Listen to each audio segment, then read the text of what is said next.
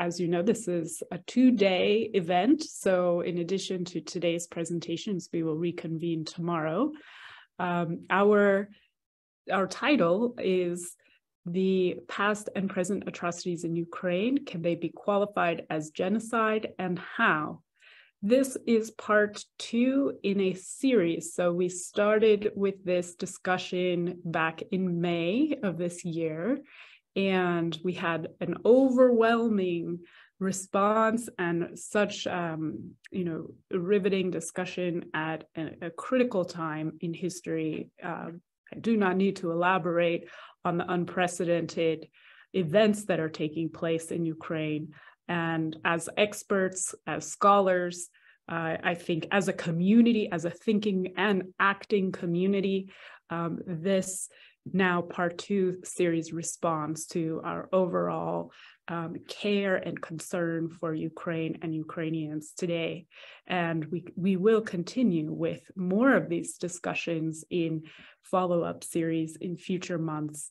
So please, those of you who are in the audience who have expertise to share, to offer, the more questions, the more participation we bring to today's and tomorrow's discussions, the more nuanced and the broader we can be as we plan and grow together this really important global conversation in the future. So those of you who maybe don't know me, my name is Jessica Zychowicz. I'm the director of Fulbright Ukraine. In normal times, I would be based in Kyiv, but I'm relocated to Warsaw. So for anybody who's in Warsaw or traveling through Warsaw, it'd be great to meet you at some time for a cup of coffee. And we are very honored to be able to co-host this event tonight with the Holodomor Research and Education Consortium in Toronto, Canada, with Marta Baziuk, who will speak in a moment, and also the inaugural Lemkin Center for the Study of Genocide at the Munich Free University, which will be represented by Dr. Gennadi Pobere̶ny, who will join us momentarily and will speak a little bit as well on his expertise pertaining to genocide in one of our panels today. Just a few housekeeping notes.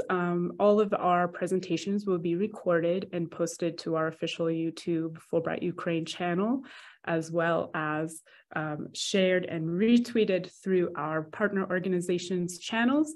And we encourage you to cite from these presentations in your publications, to share them with your students, to use the teaching tools at Holodomor Research Education Consortium, and also to reach out to any of us at Fulbright Ukraine to connect with scholars in Ukraine that you might be interested to speak perhaps in your communities about what is happening today.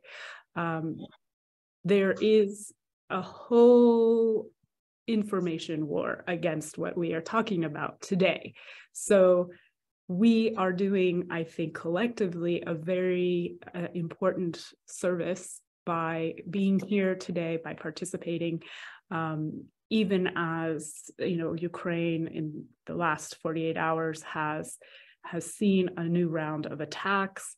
We are still here. We are showing that we are here, and we are part of the resistance to those attacks in terms of the information war. So there is, I guess, an open invitation as well to future publications that can be supported through funding at Fulbright Ukraine and IIE. Please don't shy away from reaching out to us to support your endeavors. And our application cycles are open for Ukrainian applicants. So our scholars program deadline actually is in October. It's still open. And our future research and development program actually just finished its application cycle. So we are going strong. We are receiving lots of applications and encouraging more. So those of you out there who are thinking about applying, the answer is yes, you should apply. And without further ado, I would like to turn the floor over to Marta Baziuk at Holodomor Research and Education Consortium. You're muted.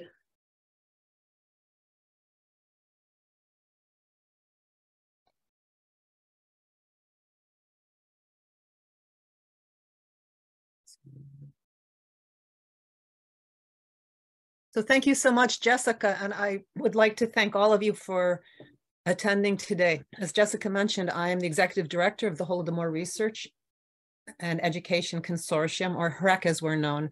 We are a project of the Canadian Institute of Ukrainian Studies at the University of Alberta with offices in Toronto. I'd like to thank the organizers who did the real work of putting today's event together, and that's Jessica and her team at Fulbright, Ukraine, in particular, Maria Kravchenko.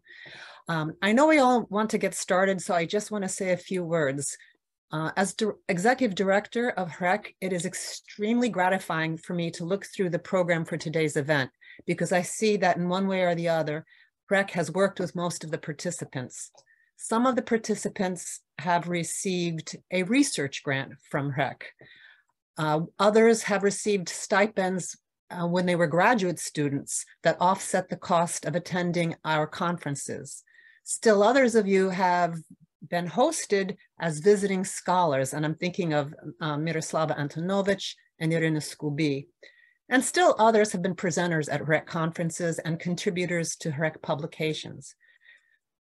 But what is most significant is that through this range of programs I've just mentioned, is that we have seen the establishment and growth of a new field, Holodomor studies. And we have seen the establishment, I was thinking about what Jessica said, of a community of scholars who are interested in each other's work, who support one another. And this is one of the main contributions I see of the Fulbright programs, this creation of community that extends beyond borders. And we've all seen in the war on Ukraine how crucial this mutual support is for sharing information, for maintaining morale. And for that, I salute Jessica and the Fulbright program. And with that, I would like to turn it back to the organizers, and I look forward to a stimulating discussion. Thank you. Thank you, Marta Baziuk. Thank you so much. Dr. Gennadi Pobere̶ny, I would like to welcome you and invite you as well to speak a little bit about the Raphaël Lemkin Center for Comparative, Colonial, and Genocide Studies at the Ukrainian Free University.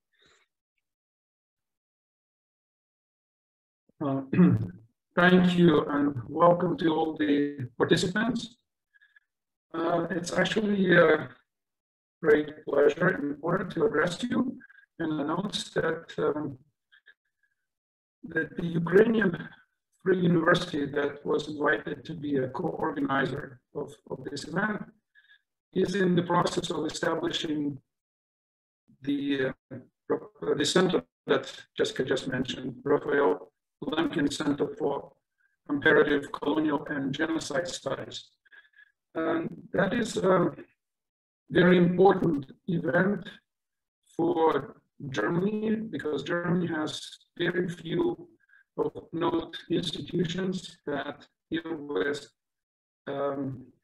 genocide other than the genocide that Germany takes responsibility for personally, well, personally as far as the nation is concerned, but not very much is known about other genocides.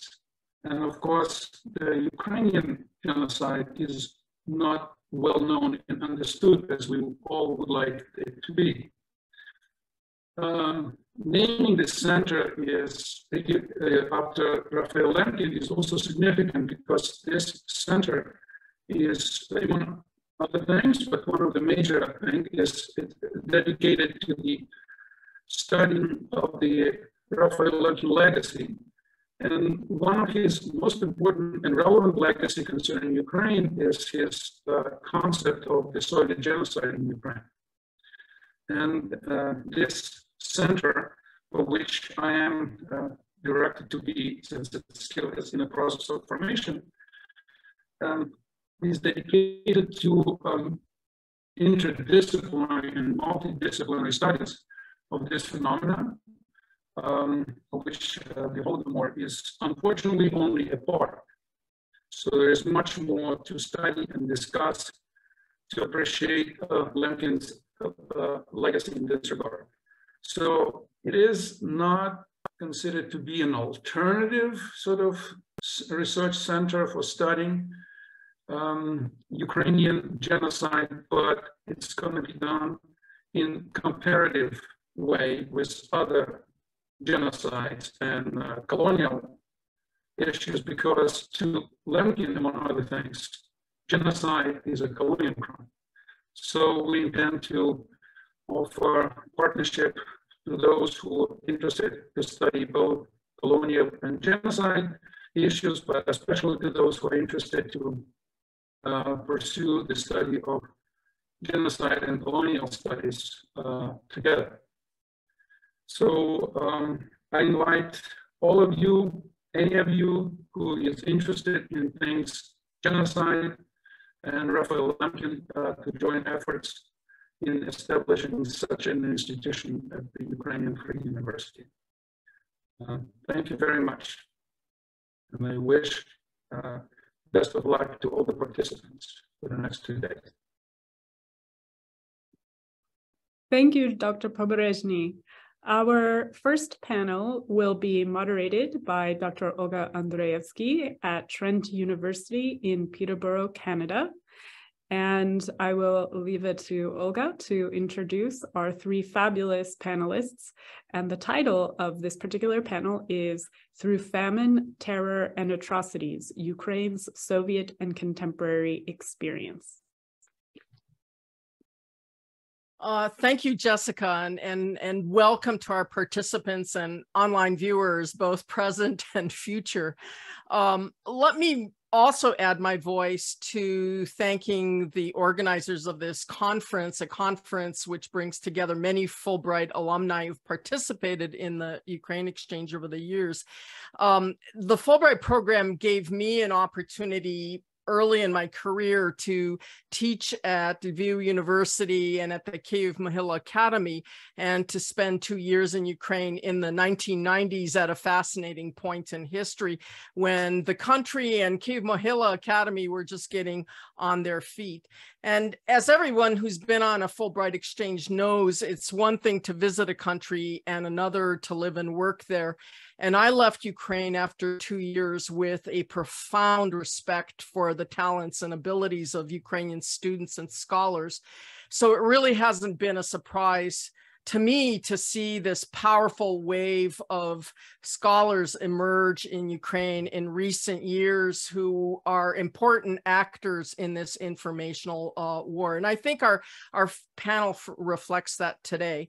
As Jessica mentioned, the title of the panel is Through Famine, Terror, and Atrocities, Ukraine's Experience, Soviet and Contemporary. We have 3 participants: Iryna Skubii from Kingston, Ontario in Canada, John Vsetecka from East Lansing in Michigan in the United States, and Martin Kisly from somewhere near Kyiv. Each participant will have 20 minutes to present. We will then have about 20 minutes for discussion. And I invite our viewers to please post any questions that you might have in the chat.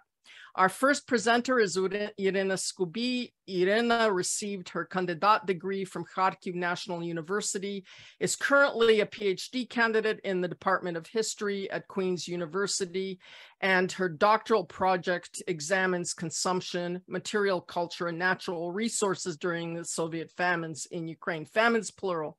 Iryna's topic today is environment and materiality of Ukraine's Soviet famines, losses beyond the numbers. Iryna, please. Thank you so much, Professor Andreevsky, for your kind introduction. I will start with sharing my screen just to save us more time. I hope you can see it. In my today's presentation, as Professor Andrievsky just noted, I'm going to focus on environmental and material culture dimensions of Soviet famines in Ukraine. And I also would like to say at the beginning that I'm very honored to be invited to such very respected symposium of scholars and contribute to it. And I'm very thankful to all institutions who supported my research throughout the years, and REC in particular. And in my research, as you can see here, one of the many evidences that you could see on the slide is starving animals that also faced the starvation while people were also starving. This photo could be seen as one of the many evidences of the impact of the famine on the surrounding world, and a horse somewhere outside at the outskirts of Kharkiv vividly show us the extent of impact of famine on environment and animals. This photo was taken, as many of you know, by Austrian chemical engineer who worked in Kharkiv in 1933, by Alexander Wienerberger. And his photographs, in addition to this one, captured dying people on the streets, queues at grocery stores, abandoned children, and graves outside the cities and the countryside, and many famine landscape, as we could name them now.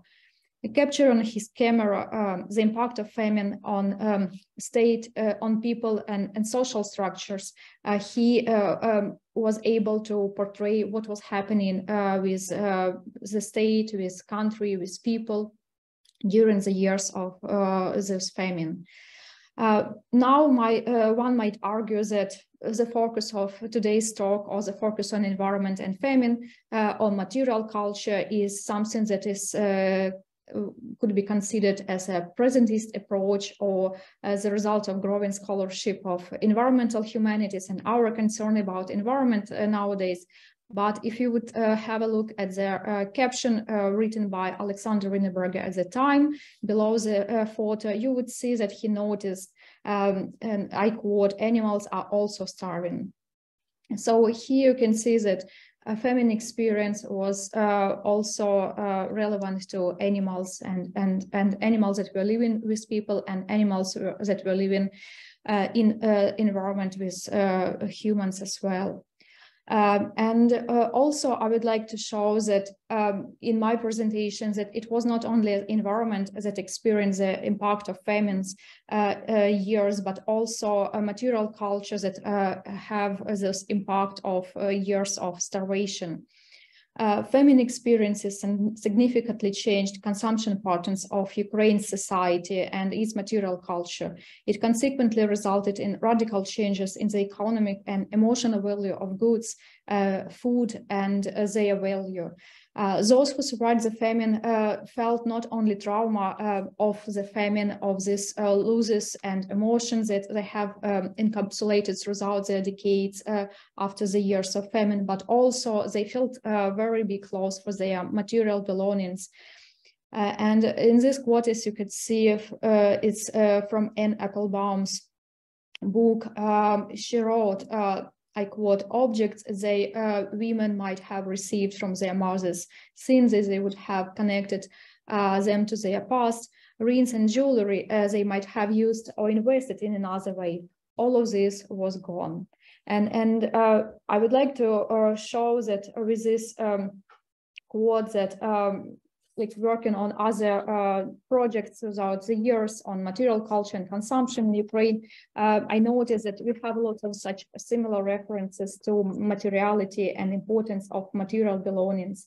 And in my research focused on famines of Soviet era, famine of early 20s, early 30s, and late 40s, or Second World Famine, we could see that people have very similar experiences, how they would treat material objects and importance of environment or animals around them.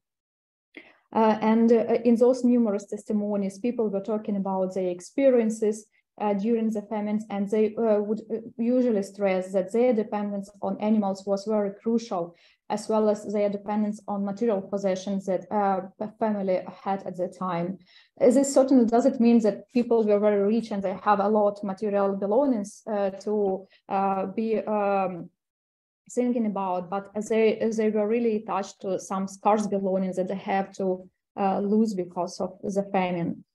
And in my today's presentation, I'm going to illustrate that there is a need to widen our approach of understanding famines in general and Soviet famines in Ukrainian history in particular. While famine studies are primarily focused on eliminating the policies, methods, and intentions of authorities, and we have to know all of these details, we still have to discuss the environmental and material dimensions of famine and their impact on human survival, their impact on the environment, and the relationships that changed during these years between people and the surrounding worlds. And during the famines, this deterioration of economic and environmental conditions in rural and urban areas led to dramatic consequences, as both people and domestic animals were dying because of malnutrition caused by grain and fodder requisitions in the course of collectivization, and most significantly during the first collectivization since late 20s and early 30s. As animals were suffering from hunger, they were also continued to be used as a labor force. And those picture you could see in the first slide of the starving horse.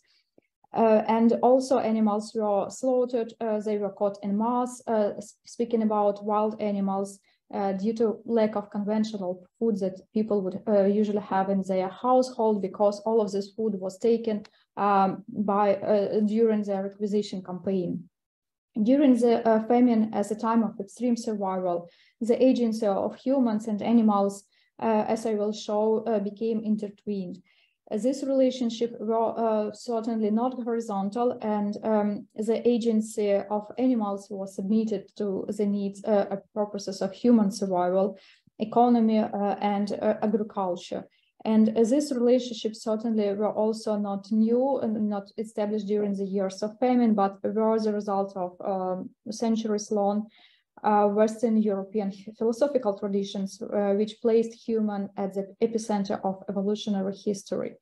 Due to this reason, we see that contemporary studies and famine studies in particular are usually focused on human dimensions of famine. And with this presentation, I suggest to incorporate into our understanding other losses that goes beyond the numbers of human death tolls.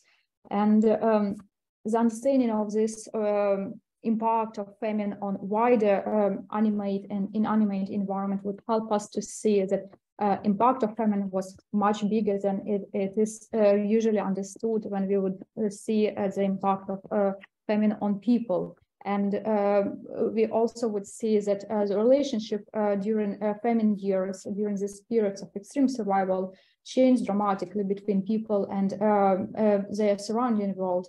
And this also should be discussed, and this discussion should be also incorporated. During the Soviet famines in particular, domestic and wild animals crucially contributed to a collective agency of all human society. They also helped peasants to plough fields, were a food source for starving families, and they were also used as economic resource for state-owned collective farms. But also, and here I would come back again to material dimensions of famine.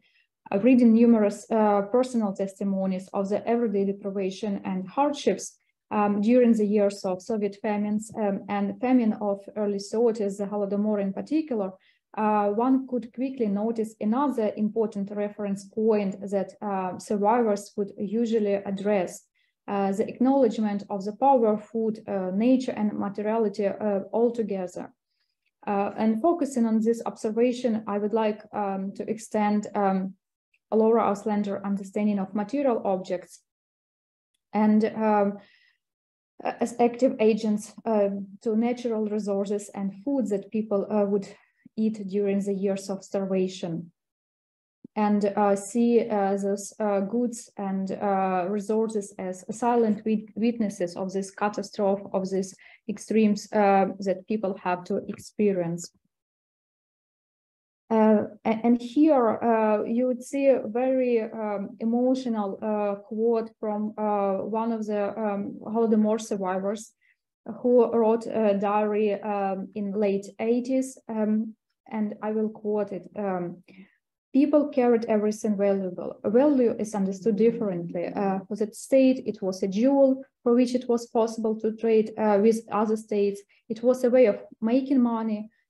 For people, these things were valuable not because they were made of precious metals, but primarily because they were family things, that they were passed down from generation to generation and had their own family histories.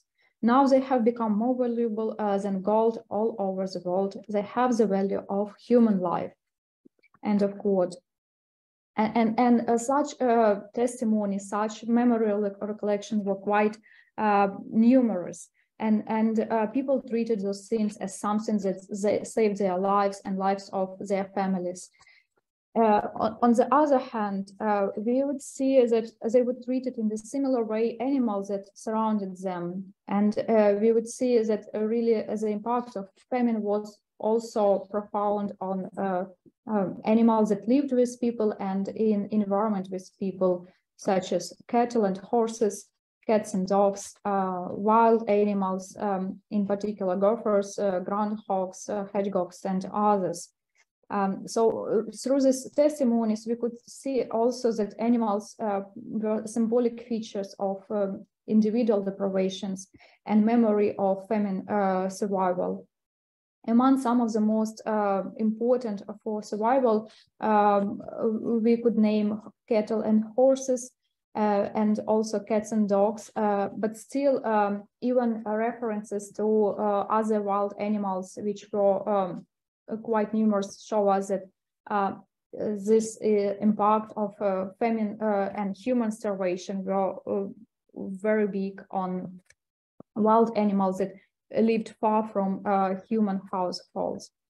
And in the particular impact of famine and human survival, I suppose could be also vividly seen when we look outside human household, not even specifically looking at cattle and horses, but if we would extend our view to other environment. This impact is seen through the experiences of steppe pests, as they would call such steppe animals as groundhogs and gophers, and a gopher image you could see on the screen. Those animals have inhabited the European and Asian steppes for centuries, and they were inhabitants of Ukrainian steppes also as well. And still there is some small reserve in eastern Ukraine. But during the famines, the variety of animals consumed by people expanded dramatically.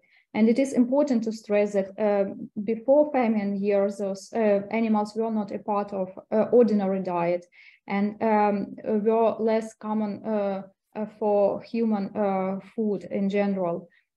While eating fish or boar, for instance, was a common among people of the Ukrainian steppe and forest steppe zones, the regions that were mostly impacted by those three Soviet famines. Other wild animals such as groundhogs or gophers or hedgehogs, they entered into cuisine only at the time of dearth and starvation. As the testimonies here show, groundhogs were among those wild animals who became one of the crucial sources of survival and food sustenance for Hungary. The starving peasants explored the surrounding fields, searching for them and their grain savings, what is also important, that people recalled in their memories that they were very happy to find 20 or 30 grains in their gopher holes. The peasants were already aware of various methods to catch gophers from their involvement in the pest eradication campaign that was also organized exactly during the years of famine, specifically since the late 20s and early 30s. They usually used were aware of different methods, but they usually used different easiest way of catching gophers, specifically with their hands and water. They would go to a field alone or in groups, and once locating gopher holes, they poured inside amount of water so that gophers would come outside. Although this method doesn't seem very sophisticated, the gophers hunt was successful for the starving people. And as you can see from one of the quotes below, a group of 2 boys could caught around 10 or 15 gophers at once, and for a group of several people, it would be possible to catch around 100 gophers per day. And one of the quotes really show how, in the upper part of the slide, really show how important was understanding of the environment, knowledge of the surrounding resources, and also the seasonality and what could, how it could help people to survive. And from these testimonies and from experiences of people during the famine, we could see a lot and find a lot of for understanding of the impact of famine years, not only on the animals, but also on children. Children played here a significant role in gopher-human relations during the Soviet famines. As many of you know, the consequences of First World War and the following revolution in Ukraine made hundreds of children orphaned and forced them to go to the streets of the cities or to the village outskirts. A similar situation was caused by the colonization campaign and the famine of early 30s in Ukraine, the Holodomor, and certainly post-war, post-Second World War famine, when thousands of children become homeless and abandoned and were left for themselves. I would quote here. Children from the age of 6 and older gathered in crowds and went hunting with traps, poured the water, thus providing themselves and their families with food. Later in the evening, fresh carcasses were strung on wires or put on a pot and fried. And this really shows us the agency of children and portrays them not only as victims, as usually portrayed in numerous discussions, but still it shows us that children made a lot of effort to support themselves and their families. On the other hand, this story of coexistence of people and steppe rodents became very crucial during the time of extreme human survival, when we see those dynamic changes in the economy, agriculture, and the rapid tempos of industrialization and collectivization dramatically impacted the habitats of animals and a human living environment. Being already endangered by Soviet pest eradication campaign, gophers and other wild animals, in particular small wild animals, experienced the impact of famine years on themselves. Why understanding of the role of material possessions during the Soviet famines in Ukraine, in particular the famine of early 30s, the Holodomor, is important. I think that focusing on the consumption, environment, and everyday life, we might have a better picture of the situation that was going on at the time. And about understanding of the existing social and economic inequalities between the regions, between the different centers, national peripheries, and the hierarchies that existed at the time. Also, what is also important that these material escapes of Soviet famines, they allow us to see the bigger network of famine landscape that existed at that time.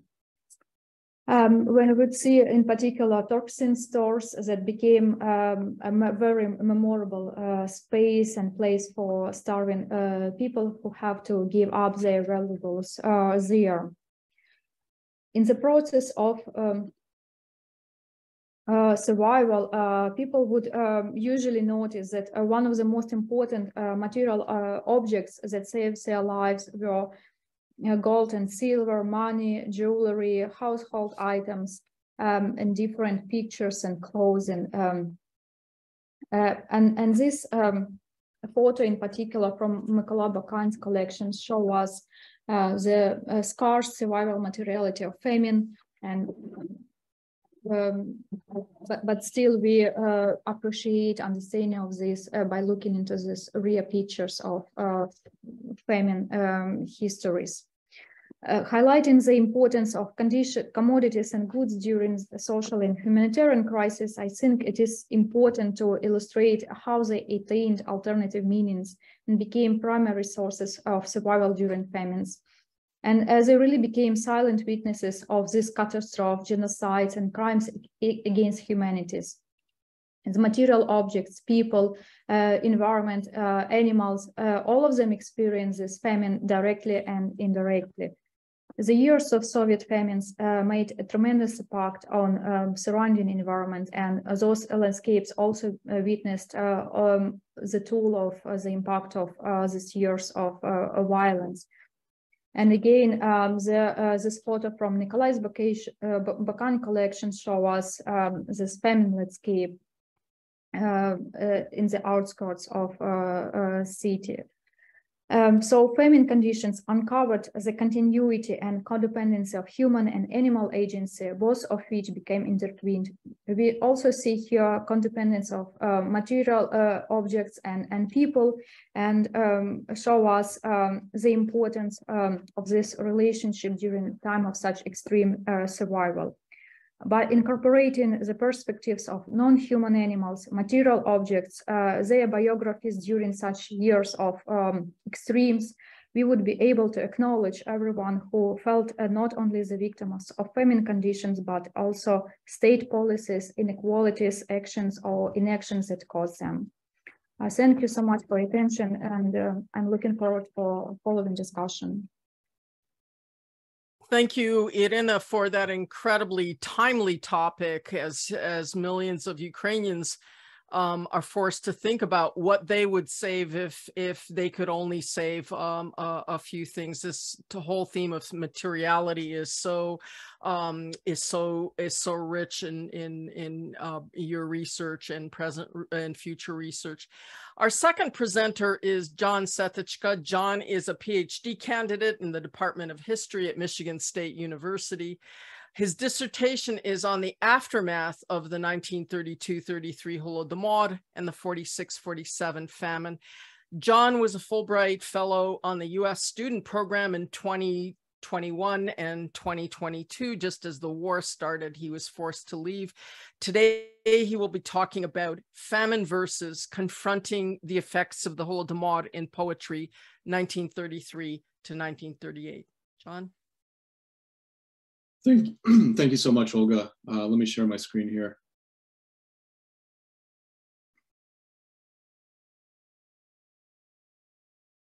Can you see it okay? Great. Thank you so much. I want to start by offering my thanks as well to specifically Marta, Baziuk, and Freck, who first got me sort of interested in the Holodomor as I was a master's student in Colorado. And I went to the very first Freck event in Toronto in 2013, and I've only ever missed one conference since then. So I'm eternally grateful for Marta and Freck for supporting our work, not just mine, but also Iryna's and others we've developed a early career research group that has become really a friend group and family in many ways. So I'm eternally grateful for that. And also to IIE and to Fulbright, specifically Jessica, who I spent a lot of time with this past year in Ukraine before we were forced to leave and go to Warsaw. This funding and Fulbright, as anyone who is a Fulbright alum knows, is just crucial in a scholar's development, and it gives you time and resources to be able to carry out your research in ways that are not possible in other arenas. So I am really thankful for that. And I also want to reiterate Jessica's point too, that what we are doing is resistance right now.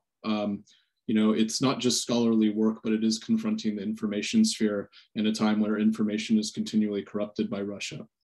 And I mean, I'm very grateful that we have so many Ukrainians in the audience, and I hope that what we're studying and what we're talking about does, help in some way. And so I will get to what I'm going to talk about today.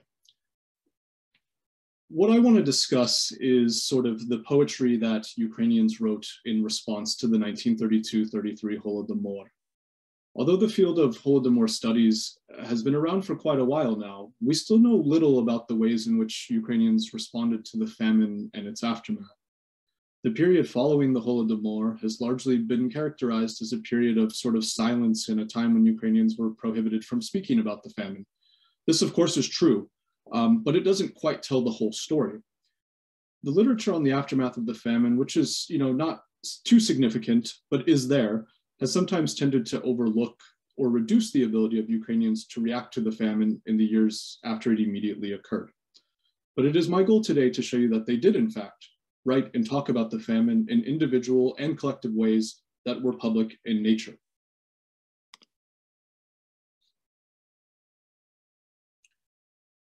One way we can see how Ukrainians responded to the traumas through which they lived during 1932-33 is to turn to the poetry that they composed. These poems are ones that I came across while working with criminal files at the SBU archive in Kyiv this past year, and they reveal to us that Ukrainians wrote a significant amount of poetry in response to the famine, and these were largely written by students studying at pedagogical and vocational schools in Ukraine.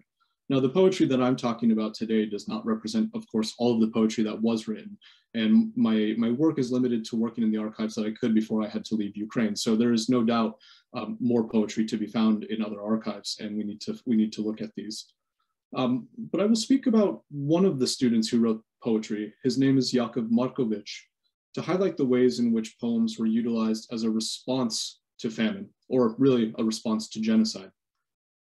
I argue that poetry formed part of an important discourse that represented Ukrainian efforts to transform the chaotic rupture of 1932-33 into some coherent narratives that helped them begin to address the traumas of their difficult past.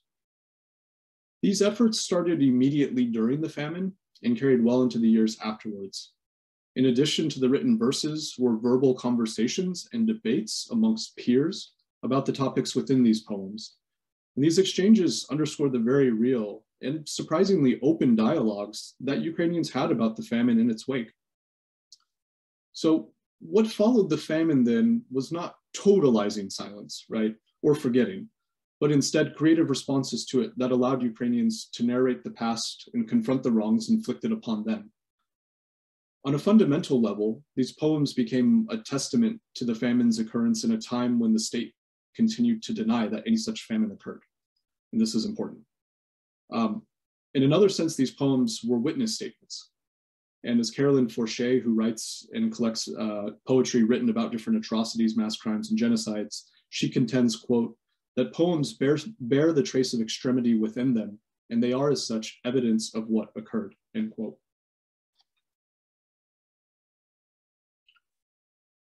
The poetry that students such as Markovich wrote must be seen in a manner that transcends the rigid dichotomy of public versus private. These poems were not read on the street or distributed in books or publications or anything like that, but they were also not limited to the personal sphere. So how then do we categorize them? Here I use Carolyn Forchet's notion of the social, and I think this is a helpful concept for thinking about the way that poems fit into a category that exists somewhere between the public and private spheres. This third category, according to Forchet, is, quote, a place of resistance and struggle, where books are published, poems are read, and protest disseminated. It is the sphere in which claims against the political order are made in the name of justice, end quote. This also follows what Rory Finnan has recently called the poetics of solidarity in his book, The Blood of Others, which he uses as an analytical concept to understand how oppressed peoples unite to address the wrongs of the past through the creation and sharing of poetry. Something must also be said about the years in which these poems were written. So the poems that I examined in the larger work from which this presentation is derived, right, which is one of my dissertation chapters, these were produced between 1933 and 1938, spanning the years of the Great Famine and of the Great Terror. Markovich's poems, which I will talk about here in a second, were originally drafted in 1933 and 1934, but they only became of concern to authorities in 1936, when they found out that poetry about the famine was being written, shared, and discussed in school settings. So for those who survived and attempted to speak about what they lived through, the years after the famine continued to be difficult, right? The famine continues to reverberate in different ways, albeit in a very different way from the actual starvation they faced during the famine. The onset of the terror, of the Great Terror, works to suppress the efforts to come to terms with this difficult past, right? So the Great Terror gets in the way of sort of working to understand, to address the traumas, to come to terms with the horrors of the famine that happened just a few years earlier. In many ways, the continuity of repressive policies that existed in Ukraine helped to link the Holodomor to the Great Terror. As such, these poems and their creators help us to see this continuity in repressive policies that bridge these two events. For many, such as the students who wrote the poetry, the terror started much earlier, and it interfered with their ability to process the events of 32-33. Despite this interruption, the criminal files provide us with important details about the way in which famine survivors utilize poetry to construct narratives that help them begin to process their trauma and try to put back together the pieces of their lives that had been shattered. Now, I want to also say that it's really hard. You cannot read an individual's life through a Soviet criminal file. These are limiting. You cannot reduce individuals to what groups like, the Nkavida say about them. And it is of my belief and the persuasion in which I work that these criminal files actually tell us a lot more about the people who are doing the arresting rather than those who are being arrested. It talks, we get a lot of the anxieties of authorities that come through in these criminal files. Yet we have these poems that were written, between 1933 and 1938 as these primary sources, and they do tell us something. I think they're significant, and they tell us what Ukrainians had to say in response to the famine, and thus we need to work with them.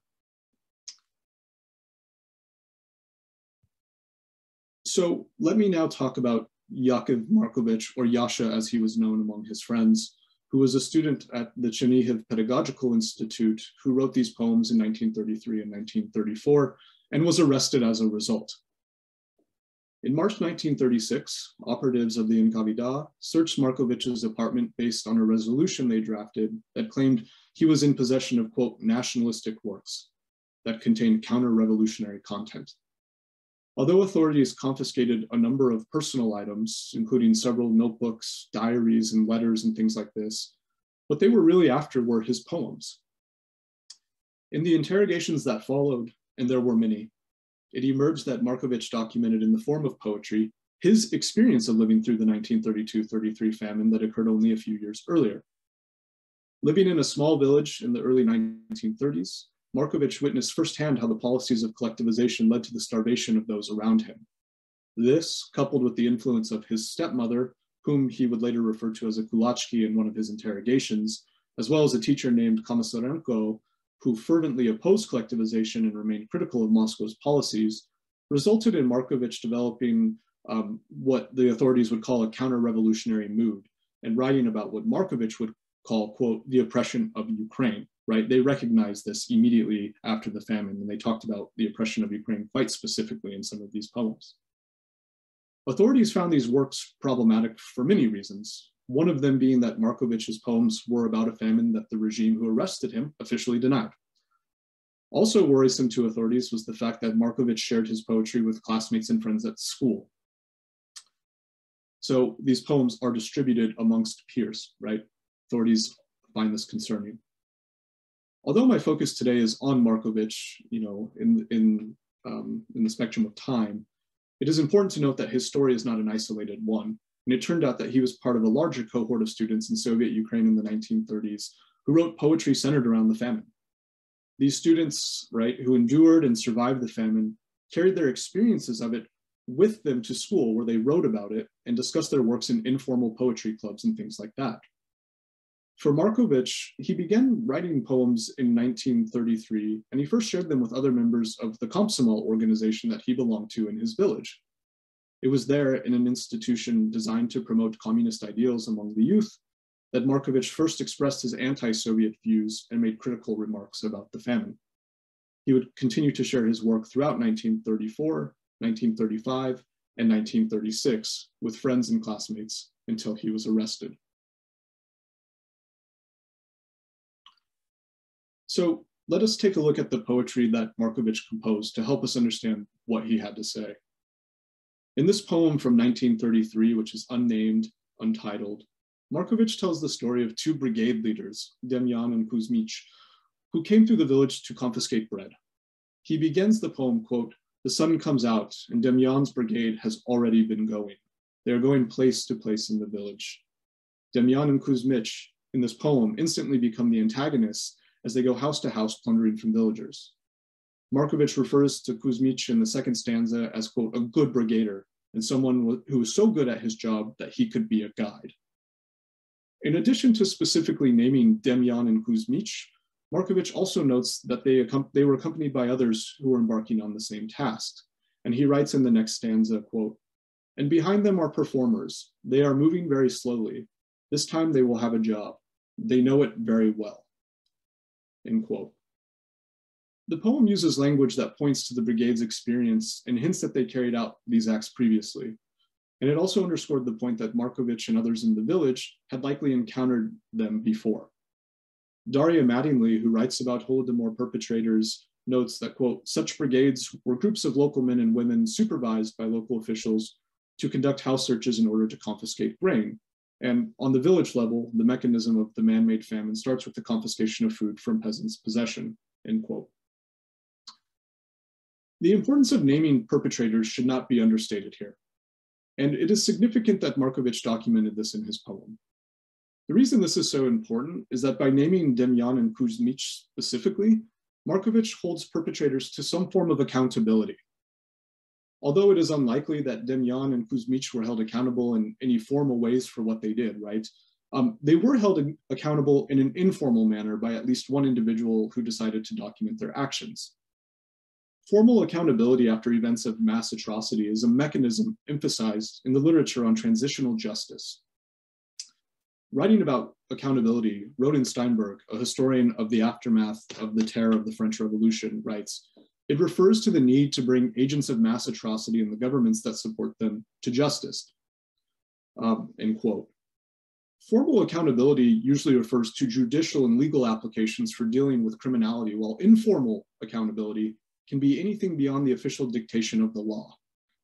This poem then, I think, and would argue, speaks to the measures beyond the law, the so-called informal structures of dealing with the legacies of mass violence that Ukrainians use to hold perpetrators accountable in the wake of their actions. In addition to naming perpetrators and commenting on their behavior, Markovich writes about the interactions between Demyan, Kuzmich, and their victims.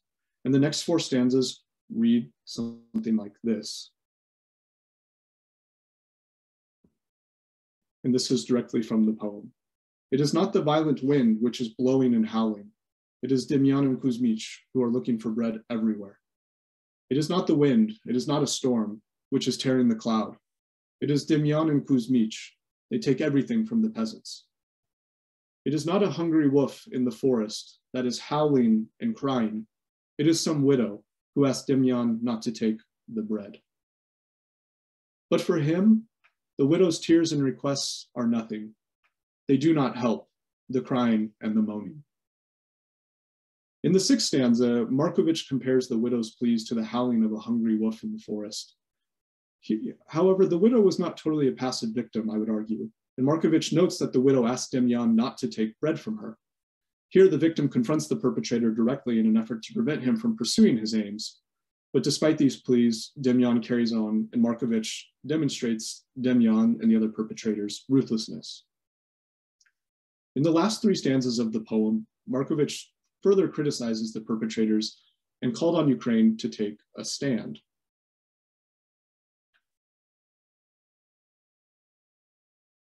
The stanzas read like this. "And how many such Demyans we have in the Union.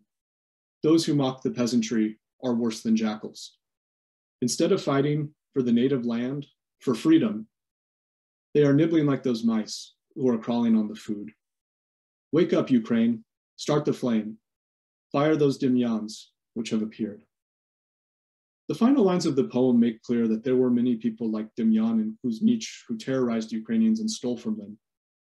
Markovich also addresses somewhat directly that these perpetrators themselves might have been Ukrainian, and instead of fighting for the native land and for freedom, as he calls it, they chose to turn against their own people.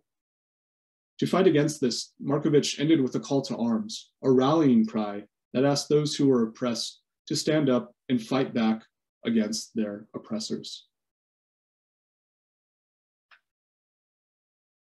So let me conclude here. This one poem that I spoke about today represents only a very small fraction of the poetry that was written about the 1932-33 Holodomor. As noted earlier in the paper, Markovich was part of a larger cohort of students who lived through the famine and then wrote about their experiences while transitioning from life in the village to their studies at various educational institutions. The other poems, which are more formally examined in my larger project, are representative of Ukrainian efforts to address their difficult past and begin to come to terms with the famine through which they lived. Poetry then served as a creative outlet that let many, like Markovich, name perpetrators and establish some form of accountability.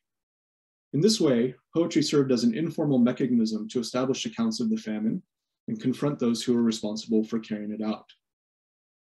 Another important feature of these poems was the power they had to create coherent narratives that helped survivors start to put together larger understandings of what unfolded. The reality of living under famine conditions meant that most people were just trying to survive day to day, and the high death toll, lack of food, ruthlessness of search brigades, and the hunger that many endured every single day caused a rupture for millions. In the days, months, and years that followed the famine, survivors began to take stock of themselves and what they lived through. And poetry helped them document, remember, and grapple with their trauma and loss. Poetry became one way for survivors to tell their story in the immediate aftermath of famine, but this process was interrupted by the onset of the Great Terror, when any mention of the past famine could get one arrested or killed, and it did to many of these individuals. Still, students continued to produce and share their poems, and they are a reminder, I would argue, that many were not silent in the famine's aftermath. Thank you. Thank you, John, for that fascinating presentation. Our third and final presenter comes to us from someplace near Kyiv and is Martin Kisly. Martin received his candidate degree from the Department of History at the Kyiv-Mohyla Academy, and his research focuses on the return of the Crimean Tatars in the second half of the 20th century and problems of memory, trauma, identity, and migration. He was a Fulbright Research and Development Program Fellow at the University of Michigan in 2017-2018. And today he will be discussing Crimean Tatars' tragedy of deportation through the lens of the present. Oh, thank you a lot. Can you hear me? Yes. Yeah, that's great. I will keep my video on, but in case I will feel that I'm losing my internet connection, I will turn it off. I'm sorry that for the same reason of power outage. I cannot share my presentation with you. Hope next time I will have a possibility to do it. In 2017, I made a research study the Crimean, or rather even Crimean Tatars dimension of Holodomor, of Great Famine in Ukraine.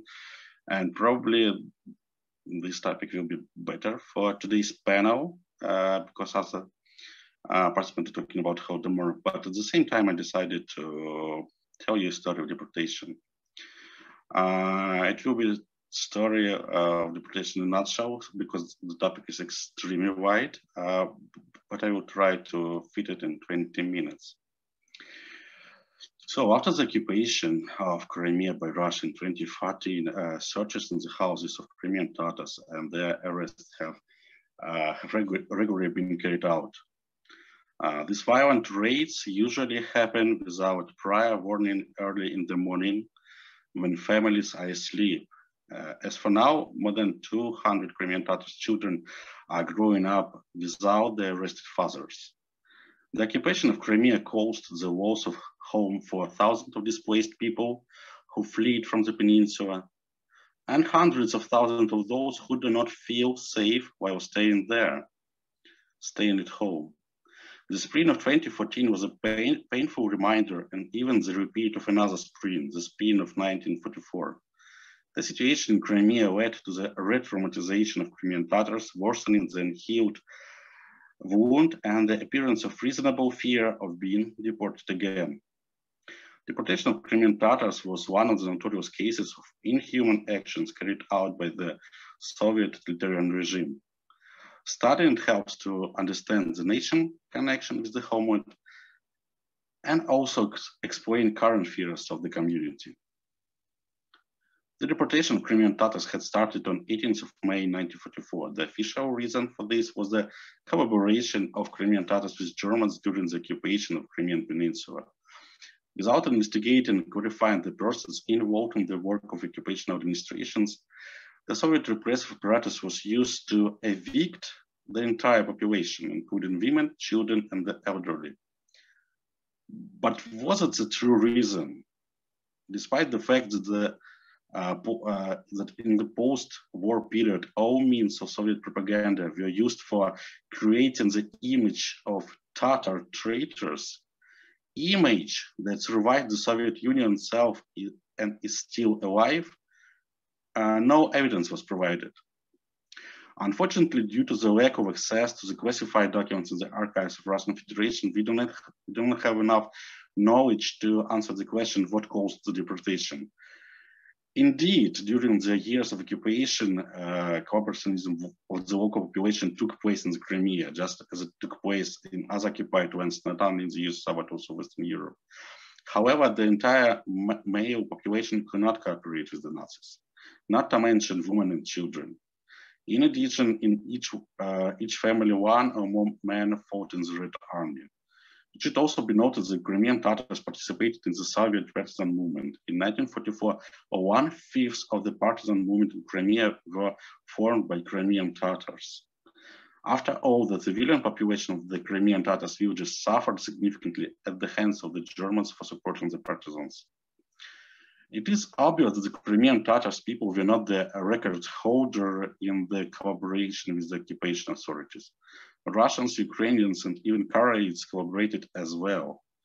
After all, if someone was to be punished, that only the guilty one, but instead the whole nation was deported. What actually was the reason for deportation? Perhaps the Soviet authorities sought to punish someone for military favors in the Crimea, and the choice fell on Crimean Tatars. It seems that the most obvious reason for was preparation for a war with Turkey in the Black Sea region, and therefore Stalin were looking forward to clean the territory of the Muslim Turkic-speaking population, which could be loyal to the enemy. Not only were Crimean Tatars deported from the border areas for this very purpose, but also Meskhetian Turks, Karachais, Balkars, Chechens, and Gush. Thus, collaborationism was only a pretext for the final cleansing of Crimea from Crimean Tatars.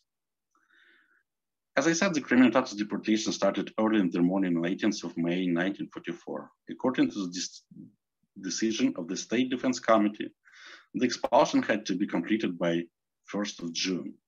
However, the heads of the operation decided to fulfill and over-fulfill the plan. The entire population was deported in 3 days. Soldiers woke up children and adults, rarely explaining what was happening.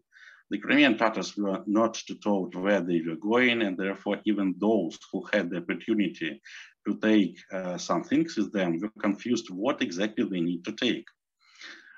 They were given 15 minutes for preparation, and in some places people were simply pushed out of their houses by force and were not allowed to take even the most valuable things. Crimean Tatars were taken to railway stations where they were loaded into freight cars, which are not suitable for transporting peoples. Without sanitary conditions, food and medical care in overcrowded cars, the entire Crimean Tatar people went on a several-week journey into exile. But not everyone was destined to get to their destination. One of my informants remembered the inhuman condition of the cars. It was very tight. We all sat, there was no opportunity to lie down. We traveled for a long time, 20 days, maybe longer. No medical care on the road. Feeding, I do not remember that they gave us something, but if they did, I forgot. There was no toilet. There were two other girls of my age in this car. They were sitting near the entrance. They probably didn't arrive. I don't remember them. I remember they were sick in the first days, and then I don't remember, probably they died on the way. Despite the fact that the final destination, according to the decree, was Uzbekistan, trains with deportees were also sent to the special settlements in Ural and other areas of the Soviet Union. But the majority of Crimean Tatars arrived to Uzbekistan. More than 100,000 Crimean Tatars were sent there. The total number of Crimean Tatars deprived of their homeland was approximately 200,000. During years in special settlements, almost 50,000 Crimean Tatars died due to high mortality caused by deportation and conditions in special settlements. Crimean Tatars were forcibly put in special settlements. So special settlements, they appeared at the beginning of the 30s. The final destination for the Kurkuls, Kyiv, as a result of collectivization, and it became a primarily nationally oriented phenomenon as a result of the mass deportation of so-called punished people. Special settlers were involved in forced labor and restricted in their rights and freedom of movement. In particular, there was a ban on leaving the settlement area without the permission of the commandant, and criminal liability for this. However, Crimean Tatars tried to escape. By 1947, a recorded total of more than 25,000 deportees had fled from the assigned places of settlements. First years in exile were marked by high death toll caused by starvation and diseases, and of course, oppression committed by authorities. The lack of proper housing conditions, shortage of enough nutrition, climatic conditions, absence of basic health care facilities, and the consequent rapid spread of diseases caused severe demographic effects. And altogether, it was extremely brutal for Crimean Tatars during the first years of exile. Almost every family witnessed losses due to starvation or diseases. Crimean Tatars were also used as a source of manual labor. They were involved in industry, coal and uranium mining, chemical production, construction of various factories and power plants. But first of all, the Soviet government used the Crimean Tatar special settlers in state farms. More than 100,000 were involved in agriculture, and children too were obliged to work, especially at cotton fields in Uzbekistan. In 1946, a decree of the Presidium of the Supreme Council, the USSR, released Crimean Tatar from special settlement. However, they were not allowed to settle in the Crimean region. Despite removing the special settlement restriction from the Crimean Tatars, the Soviet government still considered them guilty of treason. Crimean Tatars were given the right to freely move across the territory of the Soviet Union, but not the Crimean Peninsula. Thus, unlike other punished peoples, the Crimean Tatars were deprived of the right to restore pre-war autonomy and the opportunity to return to their homeland. It should be noted that a number of researchers pays attention to the genocide nature of Soviet deportations in general and deportation of Crimean Tatars in particular. After all, the terms ethnic cleansing, ethnocide, even Soviet apartheid can be found in literature in relation to this deportation. And it also should be noted that in the 60s, Crimean Tatars started to use the term genocide, referring to deportation inside their own community. There is a long story of disputes over term genocide in concern to Soviet crimes against nations. And I'm sure my colleagues are aware of it, so there is no reason to retell this story. But what I want to stick to is an argument that Francis hears from discussion Slavic Review about Soviet attitude toward nationalities as cultural or even social, historical, not biological or not racial. The Soviet deportation of Crimean Tatar completed the detatarization of the Crimean Peninsula, a process that started under Tsarist rule following the annexion of the Crimean Khanate by Russian Empire in 18th century.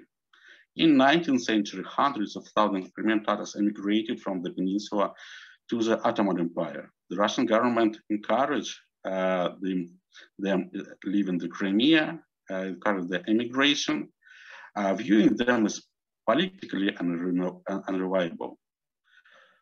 The deportation of 1944 further enhanced these imperial policies, removing almost all of the instruments that allowed Crimean Tatars to reproduce as a distinctive group. Moreover, authorities succeeded in forging the image of Crimean Tatars as traitors and even dehumanized them.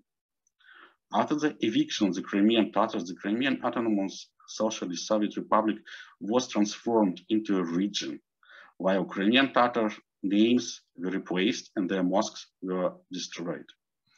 Crimea lost all the traces of indigenous people and was literally Russified after the deportation of Crimean Tatars.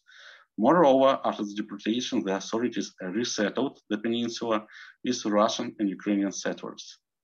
The deportation in 1944 was supposed to completely remove the Crimean Tatar nationality from the demographic map of the world. It ruined the traditional way of life, social structures, and cultural institutes of Crimean Tatars. The children of the exiled Crimean Tatars lost the right to receive their education in native language. According to Robert Conquest, the deported peoples became the un-nations. By calling them Tatars as opposed to their name Crimean Tatars, the state undermined the very memory of Crimean Tatars' presence in Crimea while challenging their indigenous rights and sense of distinctive identity. The removal of Crimean part of their name opened a way to assimilation among other Tatars and the erasure of their indigenous presence in Crimea. Crimean Tatars officially ceased to exist. In official decrees, they were called citizens of Tatar nationality formerly living in Crimea. A removal of Crimean Tatars from official censuses and naming them just Tatars by the state constituted a settler colonial policy of transfer of the indigenous. The deported Crimean Tatars were supposed to assimilate in Uzbekistan among the local Uzbek population. But the difference between the two peoples surprised the similarities that they shared. Uzbeks are Muslim by faith and, more importantly, speaks a similar language that belongs to the same language family of Turkic languages. However, Crimean Tatars received a cold welcome from the native population. Narrative of Crimean Tatars often include stories about Uzbeks throwing stones on them. It was the result of Soviet authorities telling the locals in Central Asia that cannibals and horned people would be arriving, and it resulted in the dehumanization of Crimean Tatars. Crimean Tatars were not accepted as brothers in faith by the local population. One nation may accept the identity of the other if it is powerful and attractive, may bring benefits. It appeared to Crimean Tatars that assimilating among Uzbeks would not bring much benefit. Therefore, they mimicked the Russian culture in Uzbekistan. Mimicry, as described by Homi Bhabha, is a common defense mechanism in relation between colonizers and the colonized. To an extent, it serves as a defense mechanism by which the colonized aim to gain the social privileges of the colonizer. Crimean Tatars made an effort to raise the level of education of their children and force the knowledge of the Russian language among community. Therefore, the exiles didn't want to send their children to Uzbek schools, not to be on the same level of education with Uzbeks. Both Uzbeks and Crimean Tatars was different in comparison with Russians. Russian language and culture, however, opened ways for the Crimean Tatars to gain more opportunities compared to local population. After the cancellation of the special settlement regime in 1946, Crimean Tatars began leaving special settlements to look for education and skilled jobs in cities. By the end of the 80s, Crimean Tatars, along with the Russian and other Russian-speaking groups, occupied the majority of knowledge-intensive sectors of industry, thanks to language and education. while less knowledge-intensive occupations contained a large percentage of Uzbeks. Thus, the Soviet policy entailed survival strategies of Crimean Tatars resulted to be perceived by national population as Russians. Despite the rapid change in the social status, Crimean Tatars remained second-class citizens within the Soviet Union because they were still labeled as traitors. The issue of treason of Crimean Tatars was a common reference point for Uzbeks. Ukrainian Tatars came to Uzbekistan in boxcar. It will be better if you go away as soon as possible. Furthermore, for those Russians living in Uzbekistan, Crimean Tatars served as a buffer between themselves and the local population. At the same time, Soviet authorities used Crimean Tatars' wealth and status as an argument against their return to the homeland. The memo note prepared by the party organs in 1946 claimed that the majority of Crimean Tatars were living in towns, working in industries, and earning more than locals. The memo argued that Crimean Tatars didn't need to return to Crimea. As a researcher of Crimean Tatars' homecoming, I'd certainly like to share with you stories of return. I argued that Crimean Tatars' connection to the lost homeland is crucial for understanding of their identity. At the same time, Crimean Tatars' return was the way to deal with aftermath of deportation. Unfortunately, time is running out, so I can only say a few words that the return started in 60s, and it was not a massive migration, but as the Soviet Union collapsed, the vast majority of Crimean Tatars returned to the homeland. Let me jump into 2014, and perhaps the biggest fear among the Crimean Tatars, the fear that arose in the spring of 2014 and kept the whole community in tension for a long time, was the fear of a new deportation. Now, after the start of the full-scale invasion, this fear is present again in narratives of Crimean Tatars. The notion that the worst thing that can happen is deportation becomes dominant in the Crimean Tatars community under the conditions of occupation. In 2015, in a private conversation, a Crimean Tatar woman told me that in March of 2014, a neighbor, a non-Crimean Tatar woman, with whom the family had always maintained good neighborly relations, came to her parents and said, "Aisha, you will be deported anyway, so let me take your house." Deportation in 1944 caused a long-term exile. Therefore, the idea of homeland, the idea of Crimea, without which Crimean Tatars are just Tatars, prevails in narratives of the nation. One of my informants shared with me that her father, before his death in 2014, told her, "I didn't bring you to Ukraine or Russia, I brought you to your homeland." At the same time, my informants are emphasizing their political position. The people understood that the second annexation had come. Again, Russia, come to us. The people, without asking anyone, immediately went out with flags, Ukrainian flags, expressing their loyalty to Ukraine. Greta Yulin, also a Fulbrighter, argues that before the annexion of Crimea, the narrative of deportation played a role of a counter-memory in the highly Sovietized Crimea. She emphasized that after the 2014, the Crimean Tatars' memory of deportation and exile is under the ban. Indeed, repressions against Crimean Tatars returned the commemoration practices from city squares back to the family circle, like it was during the Soviet time. In the stories of my informants, history either repeats or explains the events of today.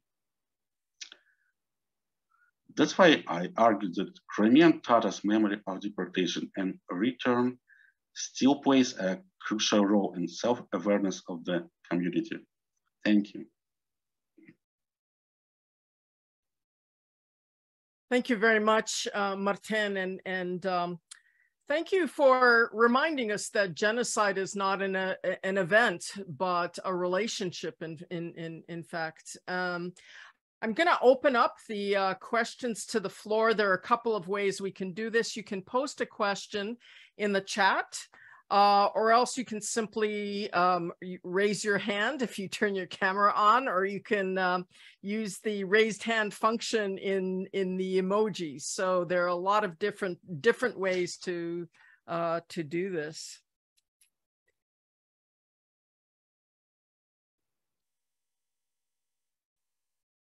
Gennadi.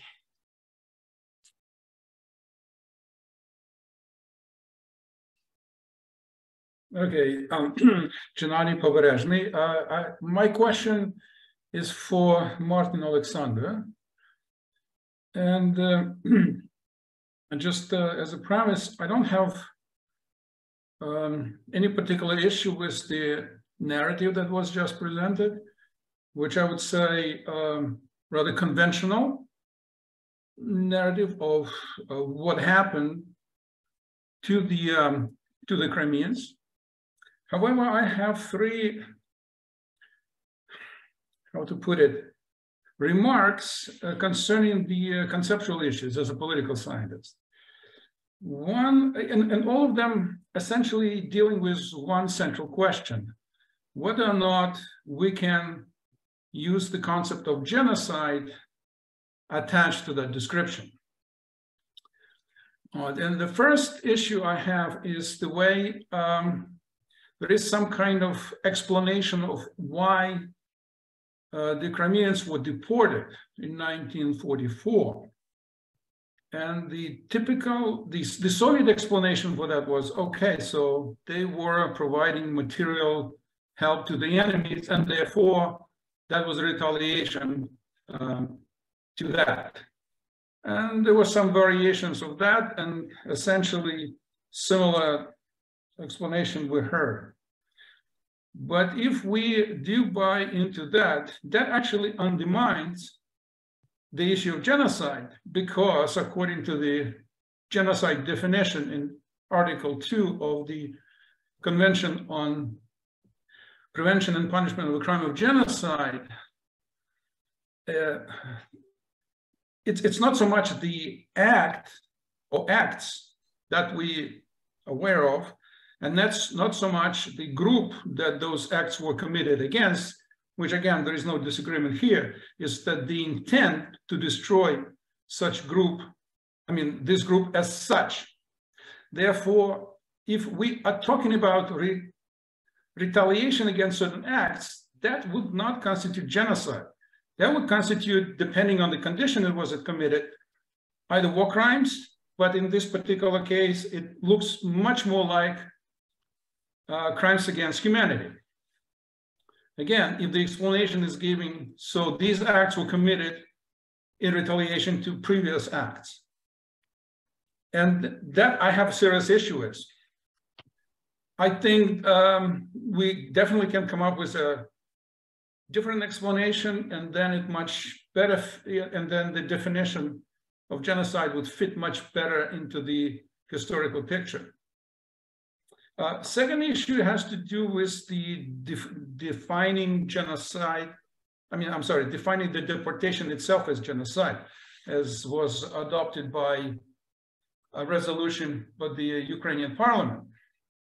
And the problem here is that it's actually narrowed down too much what actually happened to the population of the Crimeans, because it excludes what happened prior to that and what happened afterwards, which were, I'll just give you a few examples. So there were the 3 waves of renaming place names, essentially eradicating the cultural presence of Crimeans in their homeland. For the very few exceptions, like Bakhchisarai or Balaklava, destruction of cultural monuments, almost all of them, for the exception of few mosques, all of which were repurposed, and the royal palace in Bakhchisarai. So these things, and many, many, many more, essentially eradicating the presence of the Crimeans, and that essentially kind of beyond the scope of deportation. And the third one, it's the issue about what's going on in Crimea today. because very little actually is said about the genocide being committed against the Crimeans today. And that brings us back to the other points that I just previously made, because it's not, genocide is not necessarily about mass killing. It's just preventing of cultural reproduction of a particular group through the means of Russification, through the means of forced assimilation of children, denying opportunity to express their culture in any way they see fit, and so on and so on and so on. So these things would actually help us to deal with the issue of genocide, but the narrative itself about tragedy and suffering, I mean, it's relevant, but none of this in itself is sufficient to call the spade a spade. So that's my sort of commentary. I'm not even sure if there is a question here. Maybe the question is there any better way to, from a historical point of view, and I'm not a historian, therefore I'm asking you, is there any other way to think about the circumstances under which these things happen that would help us to call it genocide, which I believe it definitely was, and still unfortunately is. Thank you. Thank you. I can agree with you without any doubts, and your question probably is the answer. That's why I decided not to jump into genocidal theory in my presentation and stick to the so-called colonial situation, and to describe the aftermath of Crimean Tatar deportation in terms of colonialism, because as I see it, deportation was not an event. It was a long-term process that for some reason we can trace it, we can still trace it in Crimea right now.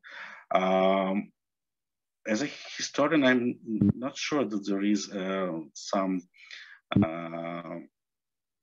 only one way universal that can answer all our questions and put the deportation into this concept of genocide studies or any other one. I believe that as much focus as we can pick to study the strategy, the better it will be, because the present day show us that deportation and exile period is still very important for Crimean Tatars community, for their historical memory and their identity. Thank you for your comment. I just want to jump in here and do a plug for a book that was just published last year by two people who have been closely associated with REC, Andrei Graziosi and Frank Sisson, published a book called Genocide, The Power and Problems of a Concept. And of course, their discussion of genocide comes out of all of the contestation and controversies around the Holodomor as a genocide. Book I can highly recommend. Are there any other questions? Well, I have a question for John. Do you know anything more about these the people who wrote poetry related to the Holodomor? And I guess my question, if there was any information about Markovich or any of the others, my questions would be: when did the poetry begin, and when did the trauma begin? Yeah, thank you, Olya, that's a great question. You know, you're sort of limited to these files, which do not tell you a lot about, you know, the individual's background. I mean, we do know, not only from his, but from others, that, you know, they're talking quite openly about this content, about the famine in schools. And my guess too would be in other arenas, right? Mine are just limited, the sources that I have are limited to sort of educational institutions, which makes sense because this is a place that people, you know, if you survived the famine, you would enroll at these institutions. And so it makes sense to me that individuals who survived would come together and begin to talk about what they lived through.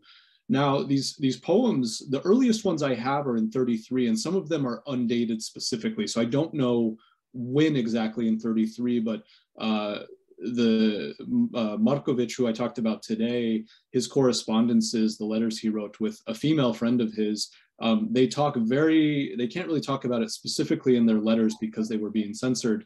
But there are hints that this was probably in late fall of 33, his earliest one. And the other ones that I have were written, they go till 1938, which is sort of the last year that I have documents for. Now, I'm sure this continues on. I just don't have, evidence for that. But, it's hard to know when trauma starts, right? There's not a specific moment that says, I'm traumatized now. And so in my larger project, which is about the way that certain groups endure trauma and begin to cope with these mechanisms, it could start right away, honestly. The aftermath as a concept too, we have to interrogate this a little more because the aftermath can start immediately in some sense, right after, you've been targeted by a brigade and had your food stolen or your family died, there are certain points in an aftermath that you have to begin to confront.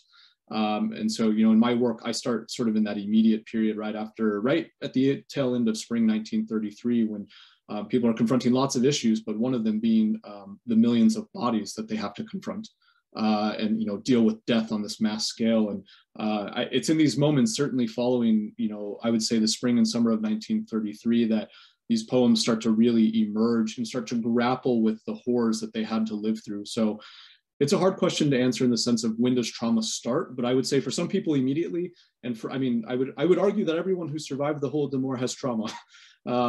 But when they start to encounter it is in different periods. And I think for some, it takes a few years to really start to want to grapple with that, right? They're more concerned immediately with just trying to rebuild their lives, trying to eat, trying to perhaps get their families back together if they were separated, things like this. So I don't think that we have a clear definition or a clear answer to when trauma starts, but I think these poetries give us really nice details about how people begin to address those traumas in certain ways, if that makes sense. Iryna. Yeah, thank you. I just would like to maybe just give some comments or ask some small questions to John and Martin. I was really interested in your presentation, and speaking about Martin's talk, I was thinking that it would be interesting to know, you actually mentioned a couple of times about houses and this story.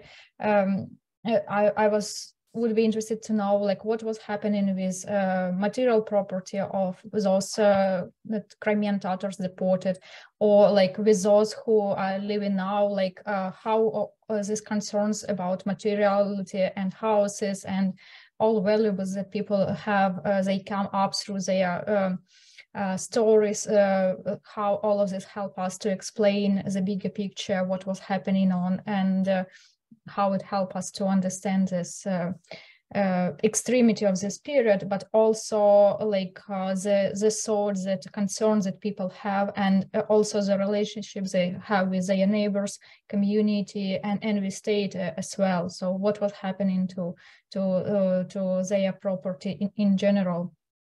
And speaking about John's presentation, it's really interesting how through the poetry you could see the impact of famine and years of starvation as an impact on health and sorts of person. And I was also thinking that maybe you are already doing it in your dissertation, that would you be able to extend your chronological terms? I guess that in today's presentation it was limited due to the specific files that you're working with in SBU archive, but if you would look to how the famine years or this extreme period impacted people, you would see more consequences in much longer periods, like 20 or 30 or 50 years after the events, like you are doing with aftermath of famine. So maybe you can comment on that, and we would see maybe more poetry and all of this poetic way of thinking about the tragedy in much like longer period, like let's say 50 or 70 years after the events, and how can you compare this poetry back in 1930s and the poetry that was written 50 years, but still it was again, like in my interviews, people are dealing with this, and some of their recollections are even more emotional, could be more emotional in like 50 years after the event, rather than exactly because people were limited, they do not know how to express themselves, or just were silent due to obvious reason. Yeah, but thank you so much for letting us to think about.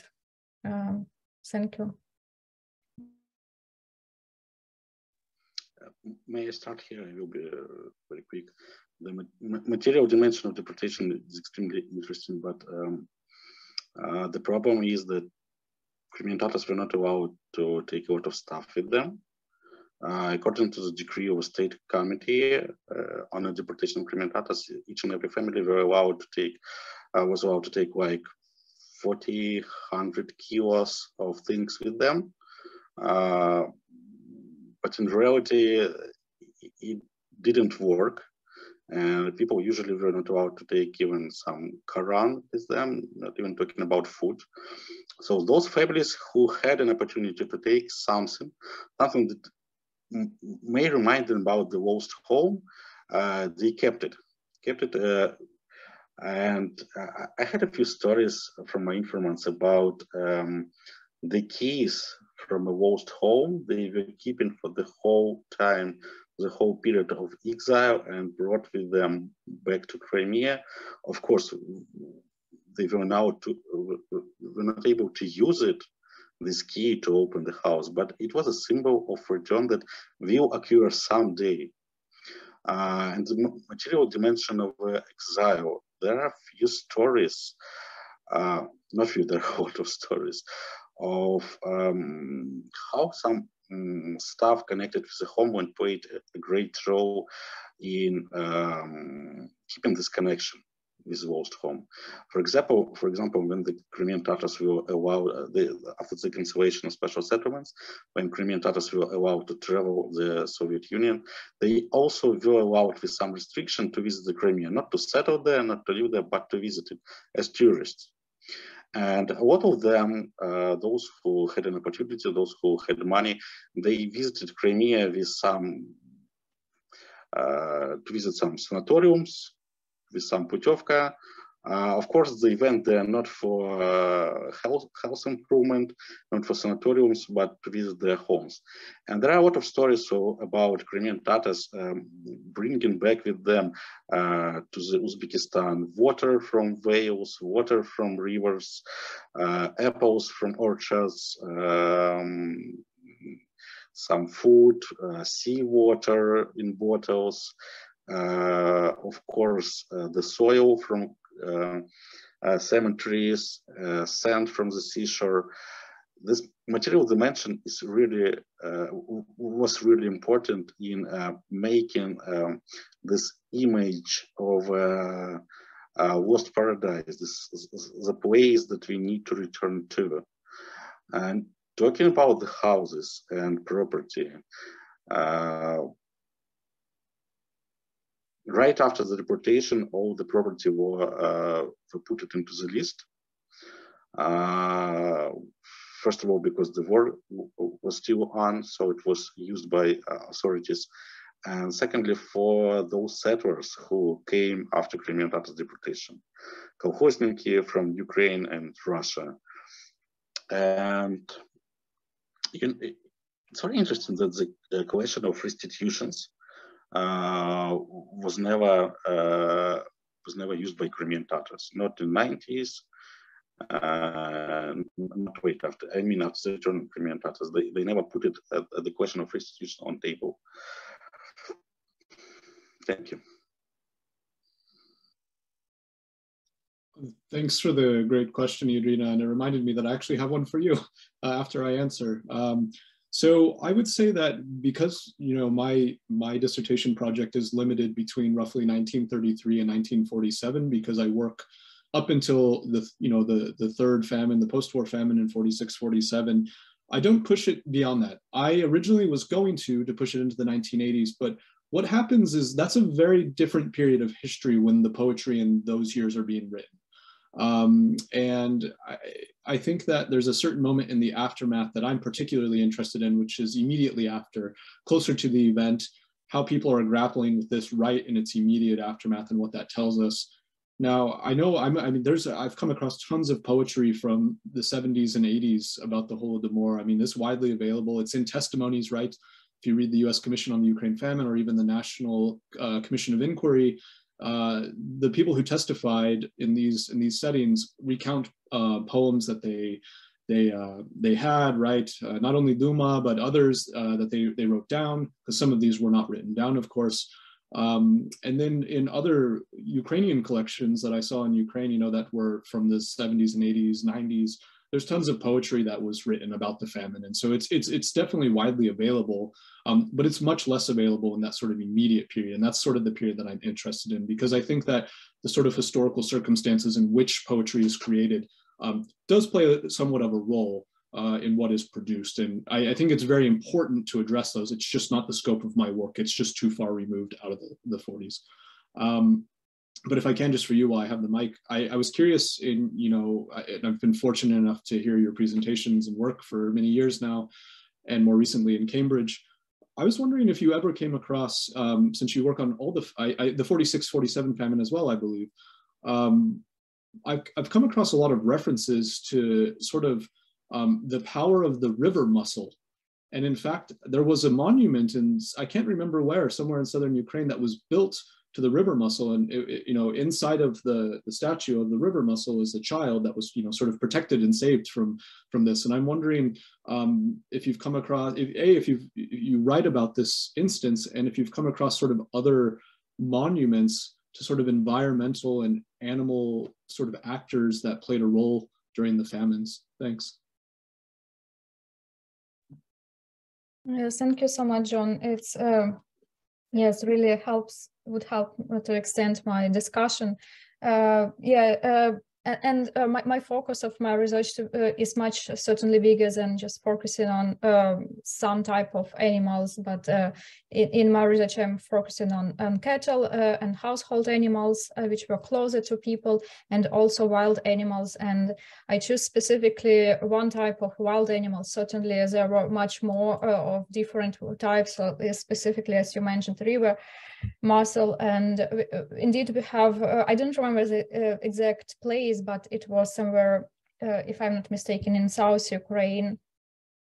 And there were some of these examples, but usually the monuments and architecture of the places that were constructed to commemorate the famine are not usually focusing a lot on environment or other non-human beings, let's say. So we would usually see here many more of grain images and like field in general, some material objects of Ukrainian culture, like zhorna or something like that, like people certainly, but not a lot of like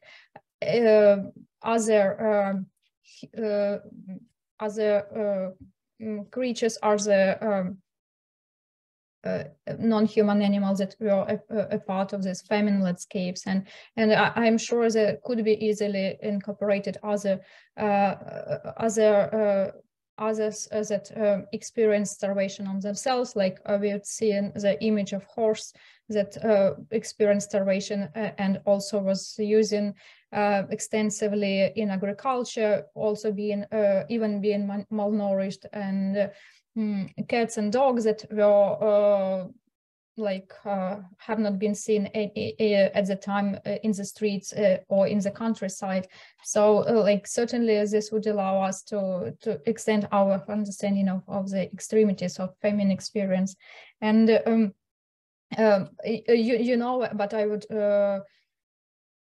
say that there is a book on monuments of the Holodomor in Ukraine, and I would just suggest our audience to see this book and read, to familiarize more on the specificities of the commemoration politics of the Holodomor in particular. Thank you so much for your comment, and yeah, I hope that we will have some time for following discussion. Iryna, I have a question for you. In your project, you talk about famines, plural. Can you tell us a little bit more about sort of the comparative element of your project? And I guess I would make a pitch for it, not to you in particular, but in general for historians of Ukraine, to remember or to try to include the Nazi hunger of during the Second World War, which also was an intentional deliberate starvation of the population. I think that will introduce remind people of the way in which Ukraine was targeted not just by the Soviets, and introduce an interesting comparative element there. Yeah, thank you, Professor Andreevsky. It's really important to extend our understanding and our chronological frames to see beyond the just one example of the famine, which was the most tragic and the most massive. The famine of early 30s, the Holodomor, but still in my research, while I specifically decided to focus on 3 famines at the same time, not just to show that they were similar and just to show that we see the same about each of these famine, but to provide much bigger picture of Ukraine's history, specifically in the first half of the 20th century, when we have those 3 famines in the peaceful time, in the time not of war, like you mentioned, the Second World War. And I specifically decided to choose these 3 famines that occurred in the peaceful periods, because in wartime, I was also thinking about famine during the First World War. Also, we have food issues and lots of extreme experiences caused by events following during the revolution, and certainly during the Second World War and occupation, but the dynamics of the famines and the relationships that people would have with their property, with their food, would be very different. And to see those famines in the frame of Soviet history, I decided to focus just on those 3 famines that I analyzed in my presentation, but also a bigger aim of this idea to focus on 3 famines at the same time was to show how the Ukrainian history of the 20th century could be incorporated into the global studies of famines, and how it would help us to see, to provide much bigger for other studies for understanding of famine experiences, but not just focusing on the Holodomor, which was the most massive, but also the famine of early 20s, I'm sorry, and late 40s. They have a little bit different dynamics, and they would help us to see the experiences of the urban dwellers mostly, or the experiences of requisitions in a different way caused following by the revolution and first years of Bolsheviks in power. So it would be a little bit different, but still it would show us a lot of more context about Soviet politics and Ukraine's history in the first half of the 20th century. Yeah, but thank you. Yeah, it was really helpful to think and speak about it. Thank you. Are there any other questions for our speakers?